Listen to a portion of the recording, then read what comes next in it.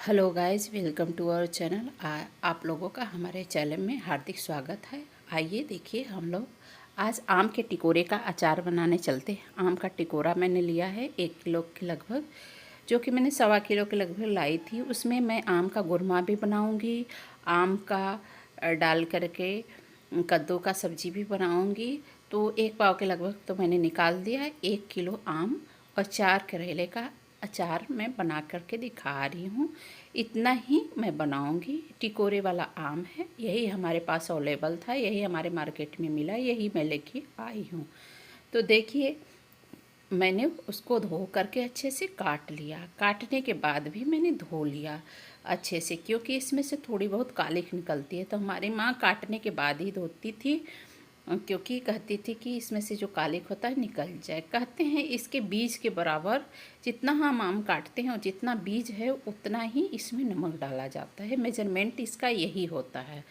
और पिछले साल तो अब मैं देखिए करेले को उबाल रही हूँ। करेले को मैंने काट लिया था, धो लिया था। ऐसे ऐसे लंबे पीस में काट लेते हैं। फिर उसके बाद में गर्म पानी में 1 गिलास आर ओ का पानी लिया, डाल करके उसको बॉयल कर दिया। जब से बॉयल होगा तब से मैं और दूसरा काम कर लूँगी।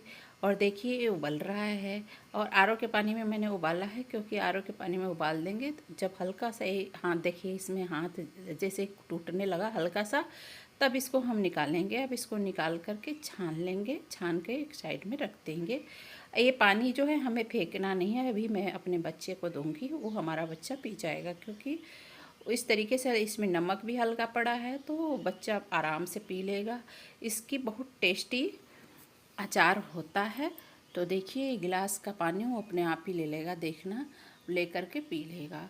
हम अब देखिए वो पानी बच्चा हमारा लेके पी लिया, क्योंकि वो पानी को हम वेस्ट नहीं जाने देते हैं, क्योंकि उसमें भी कुछ ऐसे तत्व पाए जाते हैं जो कि बच्चे पी लेते हैं, तो बहुत ही अच्छा रहता है। बच्चे सब्जी तो कम पसंद करते हैं, ज़्यादातर ये लिक्विड ही पी लेते हैं। ऐसे पीस करके दो तो पी लेते हैं, तो लेकर के पी लिया। अब मैं आम की तरफ आई। 1 दिन के बाद जैसे सुबह को काटी तो शाम को मैंने ऐसे पंखे में फैला दिया था। शाम को मेरा ये आम का टिकोरा सूख गया है।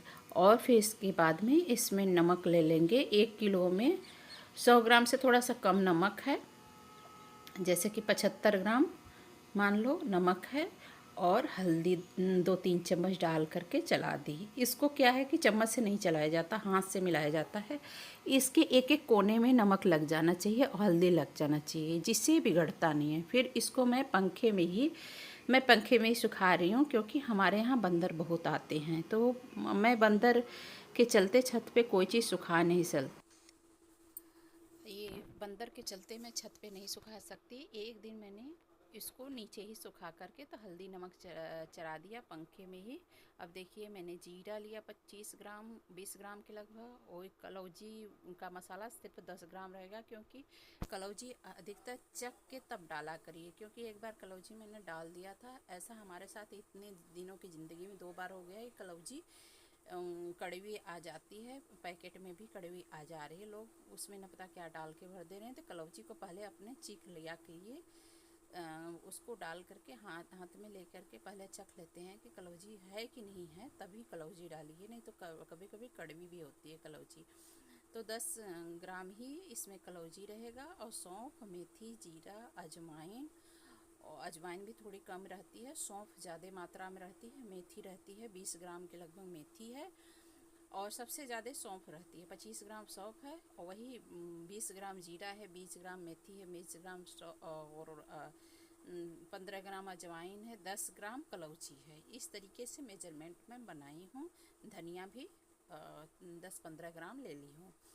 सबको रोस्ट कर लिया। रोस्ट करने के बाद थोड़ी देर बाद उसको पीस लिया। अच्छे तरीके से पीस करके तैयार कर लेते हैं। वो जब थोड़ा ठंडा हो जाता है, देखिए ये मैं करेला दिखा रही हूँ। करेला सूख करके 2 दिन में, पंखे में ही 2 दिन में सूख करके एकदम ऐसा हो गया है कि एकदम देखिए लग ही नहीं रहा है कि करेला है, इतना पतला पतला हो गया है। अब देखिए मैंने इसमें मिर्च वही मसाला मिला रही हूँ। इसमें अच्छा खासा मिर्च पड़ता है। इसमें 5 चम्मच मिर्च डाली हूँ और नमक डाले, सरसों का तेल डाल करके अभी थोड़ी ही तेल डाल रही हूँ क्योंकि हमें सरसों मिल नहीं पाया है। काली वाली सरसों मैं डालती हूँ। काली वाले सरसों को मैं पीस करके एक बार उसके छिलके उतार देती हूँ, फिर उसके बाद में उसको फिर से पीस करके खरदरा करके फिर तब उसको डालते हैं। इस बार हमें प्राप्त नहीं हो सका है, मिल नहीं पाया बाज़ार से, तो मैं इस तरीके से डाल रही हूँ। सरसों का काम तेल भी कर सकता है, जिसके पास नहीं मिल रहा है, तो मैं इस तरीके से डाल रही हूँ। बाज़ार से लाऊंगी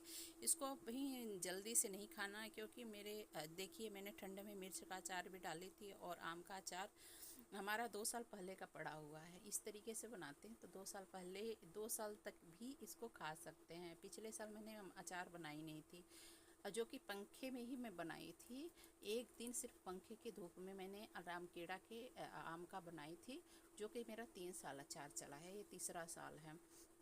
आप भी ऐसे स्टोर कर सकते हैं। ये भी अचार आप 3 साल रख सकते हैं, जो जिस तरीके से मैं बनाई हूँ। मेरे हाथ का अचार, चाहे गाजर का अचार हो चाहे कोई भी अचार हो, जल्दी ख़राब नहीं होता। मैं अच्छे तरीके से बनाती हूँ, जो कि 1-2 महीने तो मैं गाजर का अचार, गोभी का अचार, मटर का अचार यूज करती हूँ। इस तरीके से आप बनाइए। आपको कैसा लगा ज़रूर बताइएगा। Thank you.